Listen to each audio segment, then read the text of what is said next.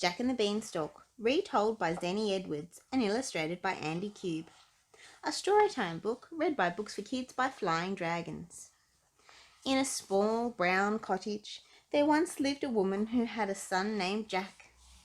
As they were poor, they grew vegetables in their garden and made cream from their cow's milk. These Jack took to market to sell so that he could buy food for them to eat. But it had not rained for so long that their vegetables had wilted and died. "We must sell the cow tomorrow," sighed Jack's mother. Early next day, Jack set out to market. On the way, a man offered to buy his cow for 5 beans. "These beans are magic and will bring you good fortune," the man promised. Jack believed him and gladly took the magic beans. Jack rushed home and gave his mother the magic beans, but his mother angrily threw the beans away. "They won't even be enough to make soup," she cried. Sad at his mother's anger, Jack fell asleep and awoke next morning to find a giant beanstalk growing outside his window. The magic beans were magic after all, for the beanstalk was tall and huge.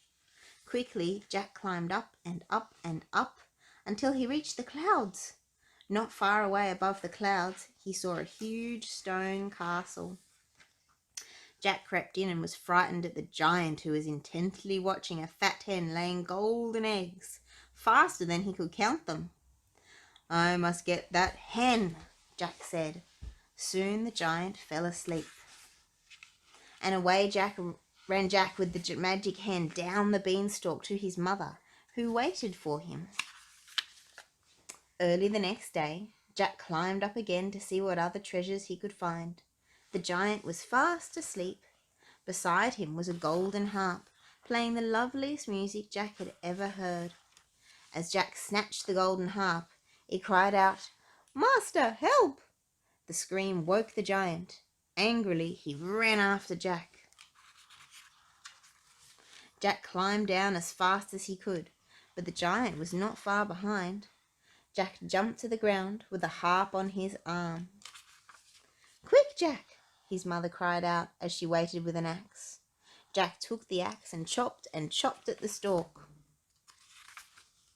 By that time, the giant was already halfway down, but Jack swung the axe with all his strength. There was a loud crash as the beanstalk tumbled down, and a thud as the giant hit the ground. The giant lay very still, never to bother Jack and his mother again. Safe at last, Jack and his mother lived happily ever after.